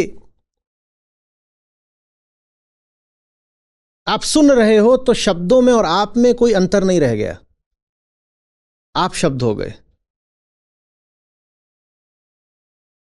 आप देख रहे हो तो आप में और दृश्य में कोई अंतर नहीं रह गया, आप दृश्य हो गए। आशय क्या है इससे? बात भर कविता भर की नहीं है, बात अपनी हस्ती के मिटने की है। मैं दृश्य हो गया माने मैं नहीं बचा। मैं अभी जिसको देख रहा हूं वही वही है, मैं कहीं हूं नहीं। मैं अभी जिसको सुन रहा हूं वही वही है, मैं कभी हूं नहीं। और अगर ऐसा हो जाए तो हो गया, तत्काल हो गया। फिर यही है सहज बहाव, यही है ब्रह्मस्थ होना। वो कहते हैं ना, साधना, यही साधना है, अभी हो जाएगी। सारी साधना का फल अभी मिल जाएगा, तुम सुनो तो सही। पर हम जैसे कोई बच्चा डर गया हो और मुट्ठी भींच ली हो, बाप रे बाप, छोटे बच्चों की भिची मुट्ठी। मैंने खुलवाने की एक दो बार कोशिश की, फिर मैंने कहा नहीं करूंगा, इसकी उंगली टूट जाएगी। वो इतना डर जाते हैं, कई बार बच्चे हैं छोटे, उन्हें नहीं समझ में आता कुछ भी। कुछ दिख गया उनको, कई बार तो कहीं थे, बिजली कड़क गई या कुछ हो गया, बिल्ली बोल गई, कुछ किसी बात पे डर सकते हैं। वो नहीं खोल रहा है, और आप एक एक करके खुलवा रहे हो, फिर बंद कर रहा है। अब आप डर लगता है इसकी उंगली ना टूट जाए, तो फिर ऐसे ही छोड़ दिया जाता है। फिर वो डरे डरे रोते सो जाता है, फिर धीरे धीरे उसकी ऐसे पकड़ छूटती है। हम ऐसे हैं, हमसे सहज बहा नहीं जाता। हमने बड़ा पुराना अभ्यास कर लिया है मूर्खता का। तुम्हें मुक्ति का अभ्यास नहीं चाहिए भाई, तुमने बंधनों का जो अभ्यास कर रखा है उसको त्याग दो बस। मुक्ति का क्या अभ्यास करोगे? स्वभाव है, स्वभाव का क्या अभ्यास करना है? पर बंधनों का बड़ा पुराना अभ्यास कर रखा है। कोई कोई आके जो मारेगा, मारेगा वो मुझे मारेगा। अच्छा मारेगा तो ऐसे बंद क्यों कर लगा? नहीं मारेगा तो मैं मैं भी मारूंगी, इसलिए बंद कर रखा है। नहीं मारेगा, खोल दो। नहीं मारेगा, नहीं खोलूंगी। करते रहो तुम, घंटा भर बात करते रहो, उसके बैठ गई है खोपड़े में बात की कोई आएगा और मालेगा। हम ऐसे हैं, 80 साल वाले भी ऐसे हैं। ऐसा नहीं कि मैं 8 महीने के बच्चों की बात कर रहा हूं, 80 साल वाले। भीचा, मुट्ठी भिची हुई हस्ती, क्लिंच्ड फिस्ट्स।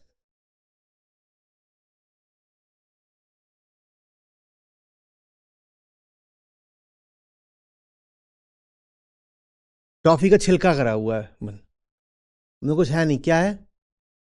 छिलका। हुआ है मेरे साथ, मैं कह रहा हूं दे दो, नहीं दूंगी, दे दो। और जितना आग्रह करो उतना उसको क्या लगता है, जरूर इसकी कीमत बहुत ज्यादा है तभी तो इतना मांगा जा रहा है।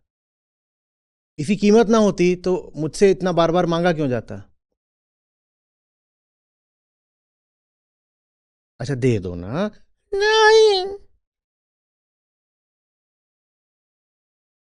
कैसे समझाएं? अभ्यास, गर्भ से भी पुराना अभ्यास। जहां जहां से वो धूल चली आ रही है, उड़ती हुई शताब्दियों पुरानी धूल, लाखों साल पुरानी धूल, उस धूल का ही अभ्यास। क्या? पकड़ के बैठने का है, कुछ नहीं पकड़ में, पर पकड़ रखा है।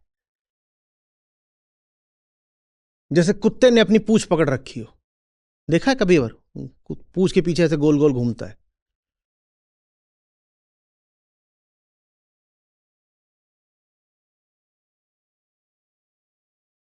ये बड़ा पुराना प्रतीक है, कमल का पत्ता। बहुत पुराना, बड़ा पवित्र माना गया है। इसीलिए, क्योंकि उस पर जब आप बूंद रख देते हो ना, तो बूंद को सोखता नहीं है। आपने कभी कमल पे बूंद रखी हुई देखी है? आप कितनी भी बूंदें डाल दो, गीला ही नहीं होता। कमलवत जीना है, एक हो करके। कुछ चाहिए ही नहीं पानी से, तो पानी को सोखें क्यों? मुझे इस जगत से कुछ नहीं सोखना, मुझे इस जगत में तैरना है। मुझे इस जगत से कोई शत्रुता भी नहीं है, तैरूंगा इसी पर सोखूंगा कुछ नहीं। कमलवत। इसी तरीके से जो दूसरा बड़ा प्यारा प्रतीक रहा है, वो हंस का रहा है। लोगों ने तुक यहां तक लगाया है कि जो सोहम मंत्र है, वो वास्तव में सोहम सोहम सोहम सोहम सोहम सोहम सोहम सोहम सो क्या हो गया? वो हंस है नहीं, पर लोगों की बुद्धि, उन्होंने सोहम को भी हंस से जोड़ दिया। हंस भी यही करता है, क्या करता है? क्या करता है? गीला नहीं होता। मिथिकल है, ठीक है, पर बात उसके बारे में यही है कि जल है और हंस है, लेकिन कभी ये भी नहीं करता कि जल से नाराजगी है कि अब से जल में नहीं रहेंगे, तो कहां रहेगा? कोयले खान में। वहीं रहूंगा, लेकिन अपने आप में पूरा हूं, तो सोखूं क्या? और किसको सोखूं? क्योंकि जो उधर है वही इधर है, तो सोखूं भी तो कैसे सोखूं? सोखना मूर्खता होगी। बात समझ में आ रही है? ज्ञान की जिंदगी माने मौज की जिंदगी। ज्ञान की जिंदगी माने जबरदस्त खिलवाड़ की जिंदगी। आपने जो ज्ञानी का चित्र बना रखा है, वो एकदम व्यर्थ, एकदम मिथ्या है। आपके हिसाब से ज्ञानी माने कोई गुरु गंभीर जैसा, और ज्ञानी ऐसा होता है जैसे खेलता हुआ हंस, कभी पहचान में नहीं आता, तभी धोखा खाते हैं। जहां किसी को देखा कि ऐसे एकदम हो ज्ञानी है, ज्ञानी है, और कोई मिल गया ऐसे ही इधर उधर निपट क्रीड़ा करता, साधारण बातें, साधारण जिंदगी, साधारण भाषा, तो ये तो कुछ नहीं, ये थोड़ी ज्ञानी होगा। ज्ञानी माने वो जो बड़ी मोटी मोटी बात करे संस्कृत के श्लोकों में। ये है लोक धारणा। तभी तो आज उस लोक धारणा की खातिर लोक धर्म वालों को 15 संस्कृत के श्लोक मारे, 30 में से 15। इतने कभी आपको मारता हूं? मैं कहा ये ज्ञानी मानते ही उसी को है जो संस्कृत खूब उड़ाए। लो संस्कृत कितनी चाहिए? मैं तो सोच रहा हूं ऐसे जब पहले आए तो इनका सत्र भी संस्कृत में कर दूं। इतनी संस्कृत तो जानते ही हूं कि खरगोशों को देख के बोलूं शशकानि संति। उन्हें उतनी भी नहीं समझ में आएगी।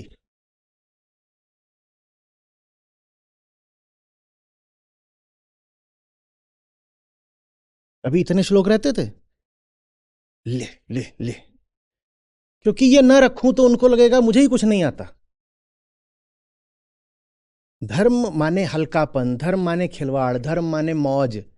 ये तो तब जानेंगे ना जब पहले आएंगे, और आने के लिए जरूरी है कि पहले जरा उन पे पंडिताई झाड़ू। तो आज जम के झाड़िए, कोई सुन तो नहीं रहा होगा ना उनमें से। कैसे सुनेंगे? सुन रहे होते तो इधर होते। अभी वो खूब प्रभावित होके गए हैं।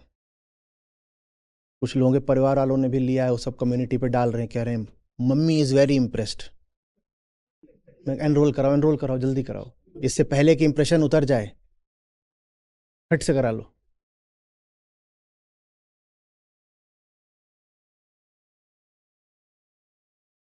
समझ आ रही है बात? ये है ज्ञान। देखो क्या उपमा दी है। मन प्रसन्न हो जाए। निर्मल जल, प्राकृतिक बहाव, उस पे क्या तैर रहा है? कमल का पत्ता या कमल दल पूरा। फूल भी ऐसा ही होता है, उसका पत्ता ही नहीं, वो पूरा ही ऐसा होता है, उस पे पानी।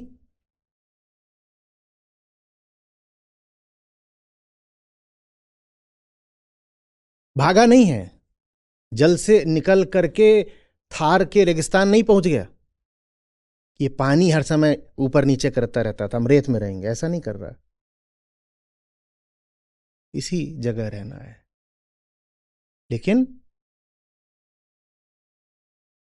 कामना का भिखारी बनकर नहीं।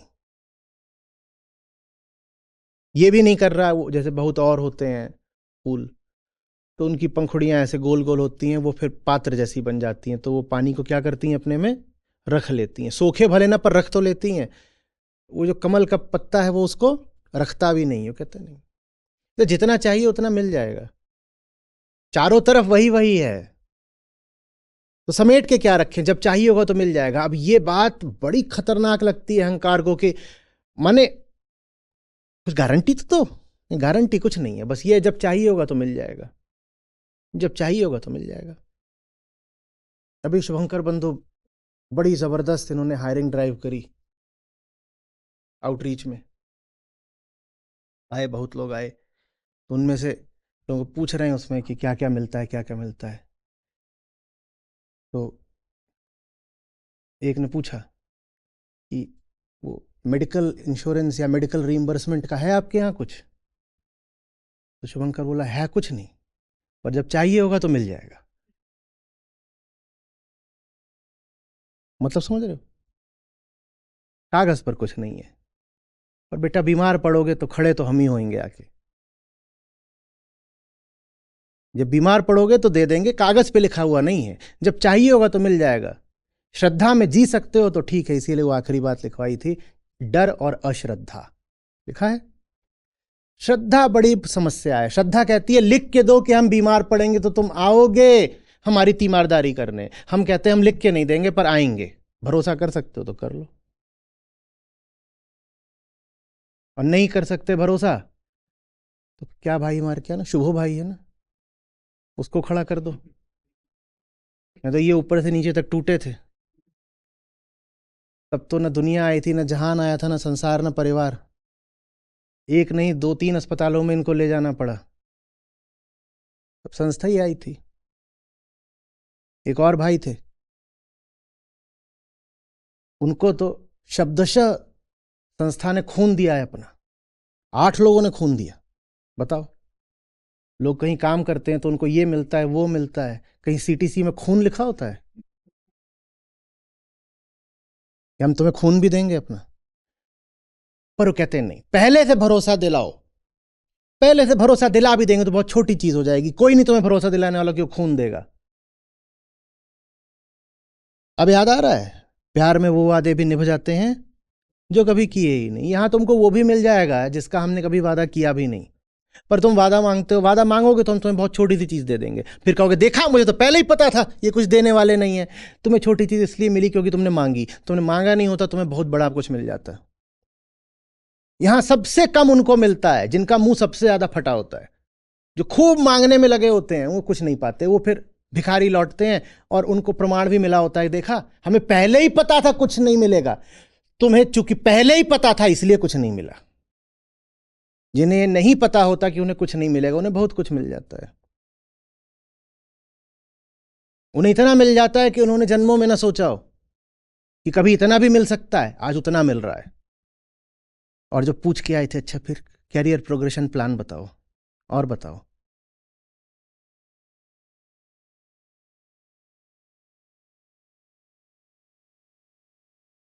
हमें तो पहले ही पता था। ऐसा ही है, कुछ नहीं होता है। जिंदगी भी ऐसी ही है, जितना ज्यादा मांगोगे उतना कम पाओगे। पाना है तो मांगना छोड़ दो,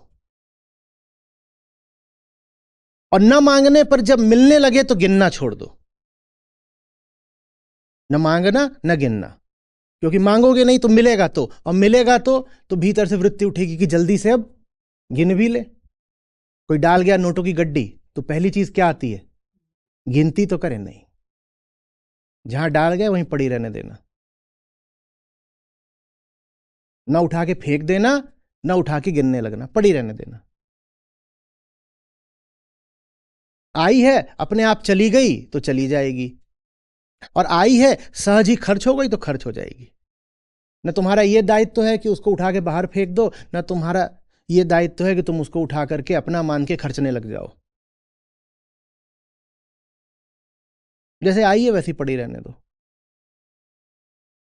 वापस जानी होगी वापस चली जाएगी, और सहज ही उसको खर्च होना होगा तो हो जाएगी। कईयों को तो बड़ा अच्छा लग रहा है, अच्छा मैंने सहज ही खर्च हो जाएगी तो चलेगा ना। सहज बोला है, कामनावश नहीं बोला है। और ये बड़ी, इसीलिए कहा था बात खतरनाक है आज की, क्योंकि कुछ कर रहे हो, जो भी कर रहे हो उसको ये कह देना मैं तो सहज ही कर रहा हूं, बड़ा आसान होता है ना। पांचवा समोसा झाड़ रहे हैं, फिर क्या है, बोले कुछ नहीं, सहज समोसा। अब कोई कैसे सिद्ध करेगा कि सहज नहीं है, तो कामना का तुम व्यापार चला रहे हो।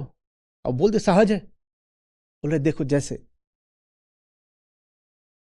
चंदा पृथ्वी के चक्कर काटता है, पृथ्वी सूरज के चक्कर काटती है, वैसे हम हलवाई के चक्कर काटते हैं। बताओ इसमें असहज क्या है, प्रकृति का खेल है। अब कैसे सिद्ध करें कि नहीं मामला वो है ही नहीं जो तुम कह रहे हो। तो इसलिए ये बात खतरनाक होती है। इसलिए चौथे अध्याय तक आपसे नहीं कहा गया कि प्रकृतिस्थ हो जाओ, कहा गया आत्मा अपनी और प्रकृति पराई। पर अब क्या करें, मामला थोड़ा प्रौढ़ हो रहा है, चीज ऊंचाई पकड़ रही है, तो सच्चाई बतानी पड़ेगी। और सच्चाई ये है कि प्रकृति पराई नहीं है, वो माँ है। और वो ऐसी माँ है जिससे तुम कभी अलग नहीं हो सकते। वो वाली माँ नहीं है कि मैं 14 साल का हो गया मम्मी अब मैं अलग रहूंगा, ये वो वाली माँ नहीं है। ये माँ है जिससे तुम्हें सदा अभिन्न रहना है।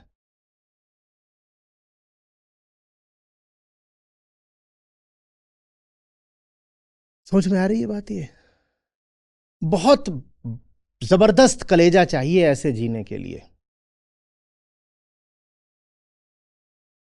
देखना गया जो भी होगा, नहीं सोचते, नहीं सोचते। लेकिन जो ऐसे जीते हैं उनकी जिंदगी में फिर जो रौनक आती है, जो नूर आता है, वो बात होती है असली। जैसे मां नाज कर रही हो बच्चे पर, और जो डर डर के सुबह सुबह के जीते हैं, सोच सोच के जीते हैं, what's your next move dude? I am thinking of my next career move, planning it out, life is a chess board. इनका मुंह फिर समोसा ही जैसा हो जाता है।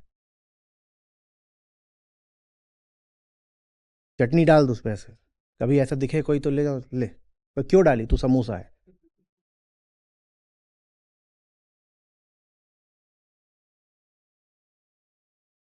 ऐसे में कभी बहुत कुछ होता है जो बहते बहते पास आ जाता है। हो सकता है ना। कमल का पत्ता बह रहा था, बहते हुए एक छोटी सी किसी टहनी का लकड़ी का टुकड़ा आ गया, वो पत्ते के ऊपर बैठ गया। हो सकता है ना, होता ही होगा। बहते बहते कोई चींटा आ गया, वो आके बैठ गया पत्ते के ऊपर, पत्ता मना नहीं करेगा। और बहते बहते वो एक दिन आगे भी बह जाएगा, अलग भी हो जाएगा, पत्ता फिर मना नहीं करेगा।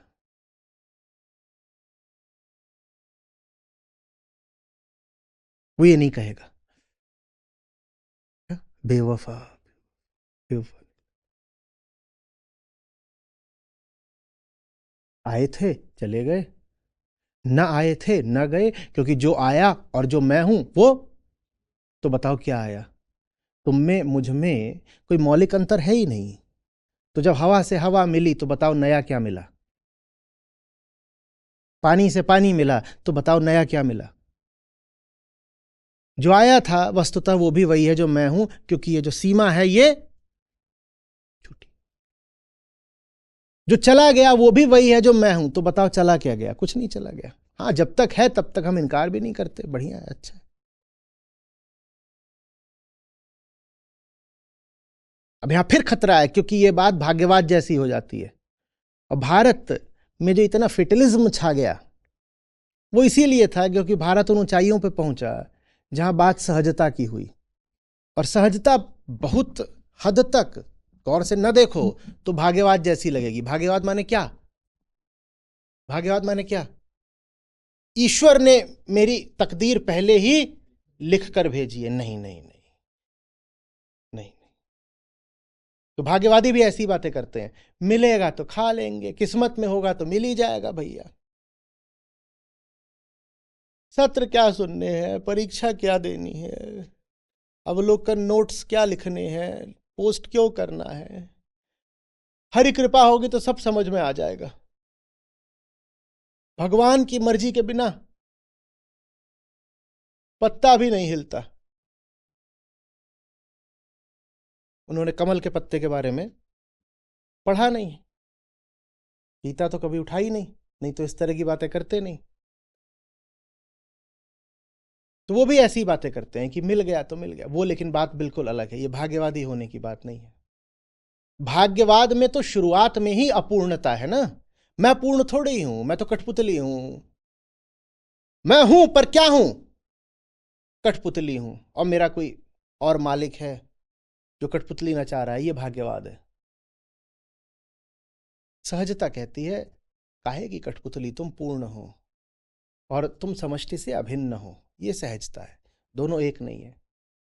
और अगर गौर न किया जाए तो वही होगा जो हिंदुस्तान में हुआ। क्या? हम भाग्यवादी हो गए। हर आदमी यहाँ, तभी तो ज्योतिष शास्त्र यहाँ इतना चलता है। हर आदमी को लगता है कि फेट, तकदीर, किस्मत, भाग्य, प्रारब्ध बहुत बड़ी बात है, लगे हुए हैं एस्ट्रो एस्ट्रो एस्ट्रो। और ये धर्म के बिल्कुल बिल्कुल विरुद्ध बात है ये मानना कि किस्मत जैसी कोई चीज होती है और वो किसी बाहरी ताकत के हाथ में होती है। बिल्कुल विरुद्ध, गीता विरुद्ध बात है ये। सबसे पहले तो इसमें द्वैत है, और उस द्वैत में भी सेवक स्वामी का संबंध बना लिया है तुमने द्वैत के दूसरे छोर से। सबसे पहले तो दो है, मैं हूं और वो है, और वो जो उधर है वो कौन है? वो स्वामी है मेरा। ये गीता नहीं है। ये जो पूरा भाग्यवाद है ये गीता नहीं है। गीता तो आपको मालिक बनाती है, सेवक थोड़ी। और ऐसा मालिक जिसका कोई सेवक नहीं है, क्योंकि वो मालिक क्या है? पूर्ण है। मालिक पूर्ण है तो सेवक कहां घुसेगा? मालिक ही इतना जबरदस्त है कि सेवक के लिए जगह ही नहीं बचती। तो जानी बात, सेठ जी जैसे लेके घुसे हूं अपने नौकर को ट्रेन में या फ्लाइट में, और सीट बुक कराइए बस, एक सेवक कहां से घुसेगा? जगह ही नहीं है। ये एक है और उसकी एक ही सीट है, उसमें दूसरे के लिए जगह। एक रहा दूजा गया, दरिया लहर समाई। दूजे के लिए यहां कोई जगह नहीं है। तो कैसे कोई मेरा बाहर मालिक हो गया? वो भी तो दूजा ही है ना जो बाहर है। अध्यात्म में दूजे के लिए कोई स्थान नहीं है। और भाग्यवाद में दूजा बहुत बड़ी चीज हो जाता है, उसी को मालिक मालिक कह के रोते हो। ओ मेरे ईश्वर, ओ मेरे मौला, बाहर है ना मालिक। अध्यात्म में कुछ नहीं।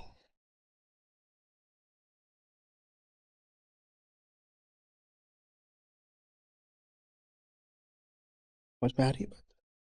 यही आनंद है, प्रकृतिस्थ हो जाना ही आनंद है।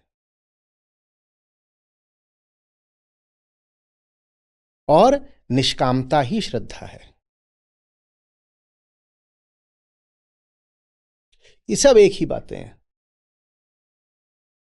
आनंद, निष्कामता, श्रद्धा। निष्कामता श्रद्धा कैसे समझ में आ रही है बात? कामना माने कल मुझे फलानी चीज का भरोसा दो, यही कामना है ना। कल मुझे फलानी चीज का भरोसा चाहिए और उसी के लिए मैं आज काम करूंगा। श्रद्धा माने कल का कोई भरोसा नहीं मांगते, कल की कोई गारंटी नहीं चाहिए।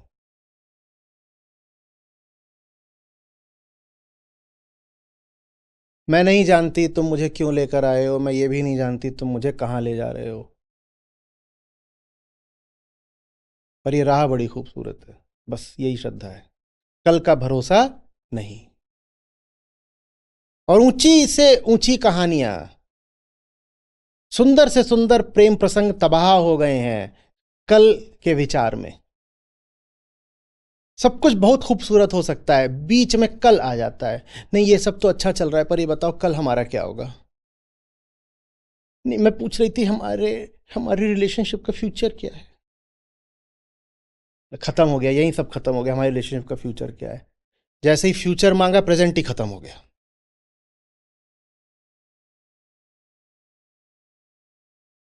समझ में आ रही है बात? प्रेजेंट खत्म करने का तरीका क्या है? फ्यूचर मांग लो, प्रेजेंट खत्म हो जाएगा। बैठे मूल गवाए, आगे का तो कुछ मिला नहीं, जो हाथ में था। और हाथ वाले को गवाना हो तो आगे का मांग लो, अभी हाथ की चीज अभी चली जाएगी। यही अश्रद्धा है। अहंकार माने जो गारंटी मांगता है। नहीं ये सब तो ठीक है, पर फ्यूचर फ्यूचर फ्यूचर बताओ, स्कोप स्कोप क्या है? स्कोप बताओ, स्कोप।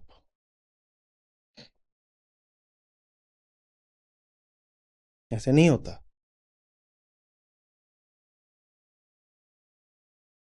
कोई वजह है कि आज भी हमारे पास संस्था में कोई विजन स्टेटमेंट नहीं है। बड़ी बेईमानी हो जाएगी। पता ही नहीं फ्यूचर क्या है, पता ही नहीं स्कोप क्या है, पता ही नहीं कहाँ जाना है, पर यह पता है कि जो हो रहा है ठीक है।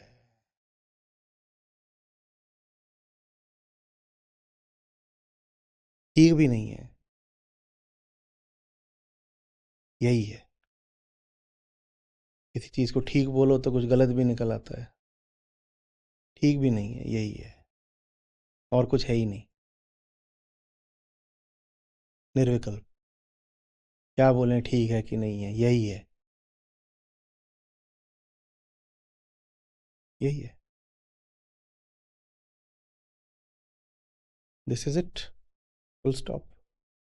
जिसकी जिंदगी में वो फुल स्टॉप नहीं आ गया ना, वो भगता ही रहता है। अध्यात्म मानी यही होता है, पूर्ण विराम। पूर्ण हो गए, विराम लग गया, फुल स्टॉप। फुल स्टॉप नहीं आया तो what's next dude, what's next. नौकरी.com। प्रोडक्टिविटी क्यों कम रहती है? आधा समय तो वो लॉग्ड इन रहता है नौकरी.com पे। अच्छी बात है, हम भी वहीं से लाते हैं।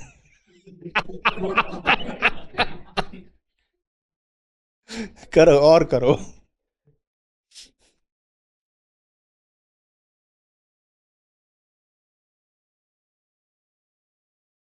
सबसे अभागे होते हैं वो, जो जहां होते हैं वहां से इतने पराये होते हैं कि उनको आगे का, भविष्य का बड़ा ख्याल करना पड़ता है। ये परायापन लेके जी कैसे लेते हो? जहां हो वहीं से पराये हो। इतने अपमान की बात है ये। अपनी इज्जत नहीं करते।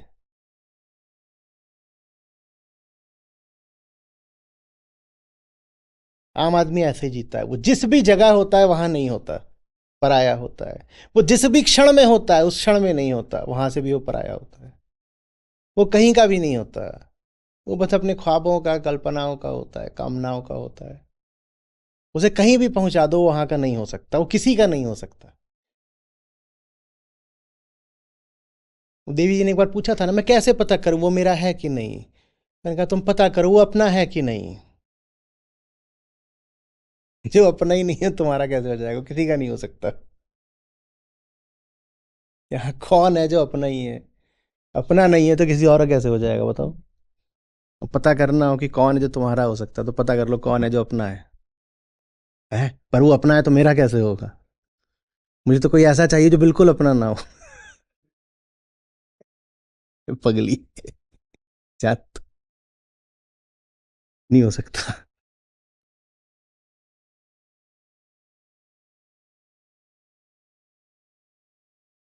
अब मामला वहां आ गया है जहां जीना पड़ेगा। बोल बातचीत से आगे की है अब चीज। मैं उनकी सोच रहा हूँ जो गीता श्रृंखला में अभी अभी आए हैं। न जाने कितने सूरमाओं का तो आज पहला सत्र होगा। ये हो क्या रहा है, क्यों हो रहा है, और ये कहाँ को जाएगा? आगाज ऐसा है, अंजाम क्या होने वाला है?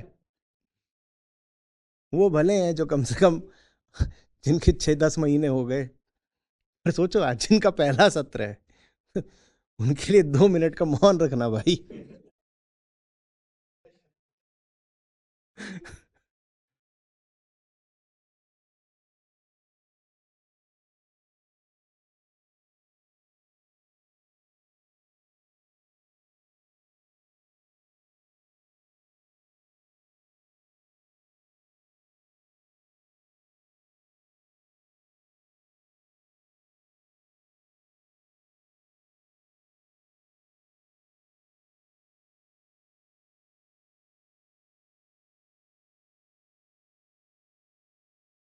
अगर सहज हो गए तो फैसला कौन करता है कि अब क्या करना है क्या नहीं करना है?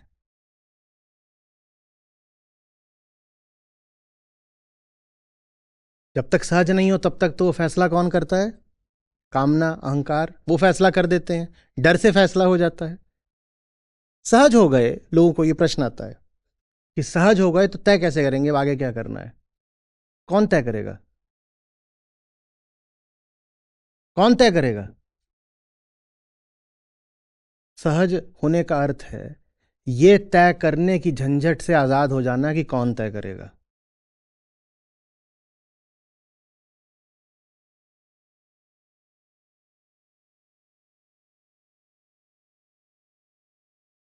असहज होने का मतलब होता है कि 8 लौंडे इकट्ठा हुए हैं और बाहर जा रहे हैं कहीं कुछ खाने, तो पहले ही तय करके जा रहे हैं 18% तू देगा, 22.5% तू देगा। इनमें यारी जरा कम है। यारी माने एकता, एकत्व, एक दूसरे को क्या मानते हैं? पराया। सहज होने का अर्थ होता है 8 जुटे तो उठ के चले गए, हाँ खाना खाना, चल चल चल चल। सोच ही नहीं रहे कि मैं दूंगा कि तू देगा।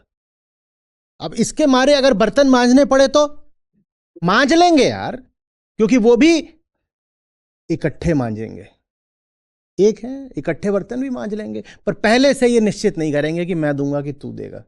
ये जो बात है, ये हिसाबी किताबी मन को, असहज मन को, जो व्यापारी मन होता है, उसको ये बात समझ में नहीं आती। सबका मन व्यापारी होता है, गिव एंड टेक, मिल क्या रहा है। और जिनकी पृष्ठभूमि व्यापार की, उनका तो और मुश्किल हो जाता है। कहते हैं इसका पीएनएल कैसे बनाए?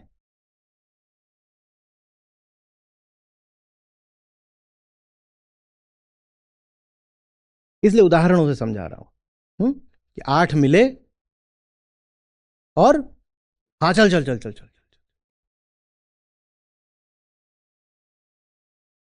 और पहले से ये नहीं देखेंगे कि तेरे पास कितना है और तेरे पास कितना। तेरी तो नौकरी लग गई ना, तू ज्यादा देगा। अब मैंने तो पिछली बार दिया था ना, हर बार मैं ही दूंगा क्या? ए भाई, तुझ पे मेरे 650 पहले ही बनते हैं।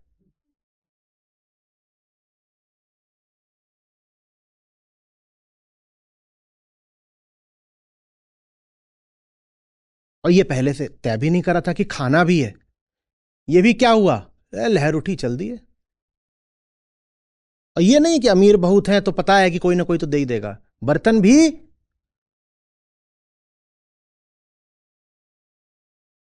कौन तय कर रहा है ये?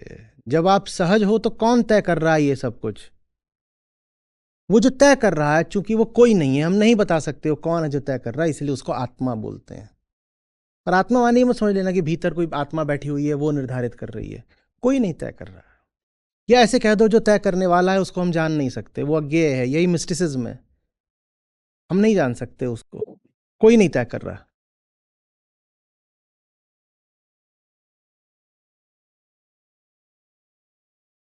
खतरनाक है बात, क्योंकि बेहोशी में भी ऐसा ही होता है। बेहोशी में भी 4 निकल पड़े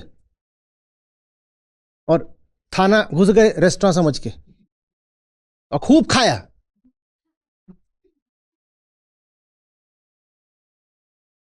जैसे लोग खाते हैं तो आगे से पेट फूल जाता है, उन्होंने इतना खाया कि पीछे से वहां जाके ऑर्डर दे रहे थे। और जब ऑर्डर कोई नहीं ले रहा तो यहां जाके शिकायत कर रहे हैं। मैनेजर, उसको मैनेजर बोले, मैनेजर वेटर सारे, बोले सारे ही वेटर भेज रहा हूं, वेटर सर्व देम प्रॉपरली। और फिर बोला सर्व देम राइट। ये बेहोशी में भी होता है, इसलिए बात खतरनाक है। आपको बहुत जागरूक रहना पड़ेगा कि कहीं आप जिसको सहजता बोल रहे हो वो आपकी बेहोशी तो नहीं। दोनों में कुछ लक्षण बिल्कुल एक से होते हैं। दोनों में ही विचार गायब हो जाता है। बेहोश आदमी भी बिना सोचे समझे काम करता है, और सहजता में भी विचार के लिए बहुत स्थान नहीं रहता। पर बहुत गहरा अंतर होता है। वही अंतर जो तमसा में और गुणातीत हो जाने में होता है। तामसिक आदमी है, बिल्कुल नशा करके पड़ा हुआ है कीचड़ में, उसको ही बुरा नहीं लगता कोई उसका अपमान कर दे, लगता है बुरा। वो देखे होंगे शराबी कई बार, वो सड़क किनारे पड़े रहते हैं, आप उनके ऊपर थूक दो बुरा नहीं मानते। और बुद्ध ने भी बुरा नहीं माना था, उनके ऊपर थूक दिया गया था तो वो शराबी और बुद्ध एक नहीं हो गए। लक्षण लेकिन थोड़े थोड़े एक से होते हैं। सावधान रहना पड़ेगा, मामला खतरनाक है।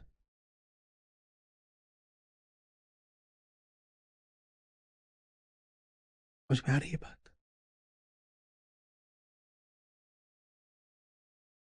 तो आप अभी सहजता की छवि बनाकर सहज होने का प्रयास मत करने लग जाना। आप तो अभी आत्मावलोकन से बस ये देखते रहना कि भीतर क्या क्या है जो आपको असहज रखता है।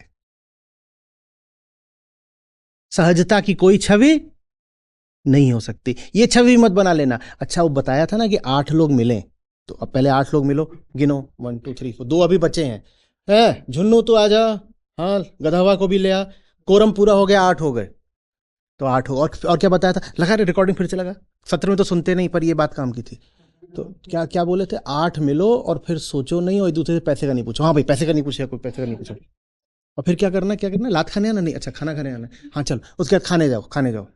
और फिर वहाँ क्या करना है, तो बर्तन मांजना, चलो बर्तन मांजेंगे, पैसा है भी तो भी नहीं देंगे, बर्तन मांजेंगे। ये मत करने लग जाना, क्योंकि ये बहुत आसान है और बहुत ये लुभावना है। धर्म के नाम पे यही हुआ है, छवि बनाओ और नाटक करो, छवि बनाओ नाटक करो, छवि बनाओ नाटक करो। ये करने मत लग जाना। उदाहरणों में वही बड़ी समस्या है, उदाहरण कहानी जैसे हो जाते हैं और हम कहानियों का अनुकरण करना शुरू कर देते हैं। कहानी के सारे पात्र हमारे लिए क्या बन जाते हैं, रोल मॉडल। अब ऐसा ही तो करना है, अब ऐसा ही तो करना है।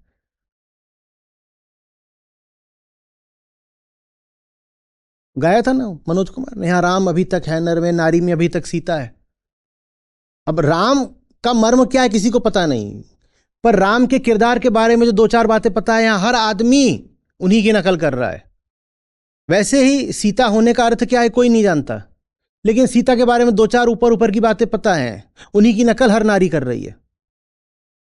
और हर छोटे भैया को लक्ष्मण बनना है, कुछ नहीं पता उसको, लेकिन उसे बनना है।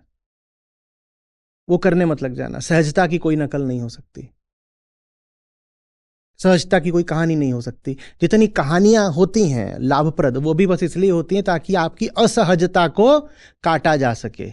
सहज होकर क्या होगा ये कोई ताकत दुनिया की नहीं बता सकती,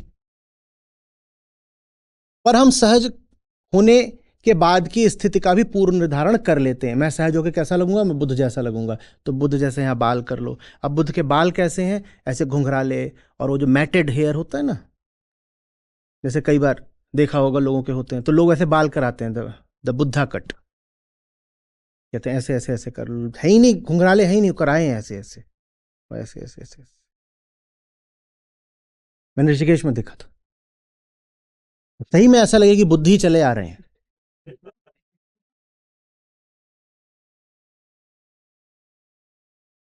और छवि बना ली, जब सहज हो जाते हो तो आनंदित हो जाते हो, तो हर समय मुंह कैसा रहता है, फिर आनंद वाला मुंह बनाओ।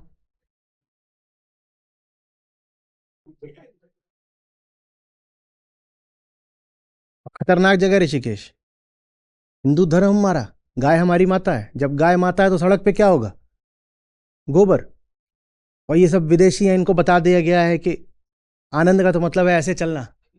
वो ऐसे ही चले यार, फच, फिर एक और फच।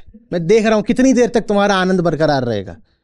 तीसरी फच के बाद व्हाट शिट मैन, नकली आनंद नहीं पकड़ लेना।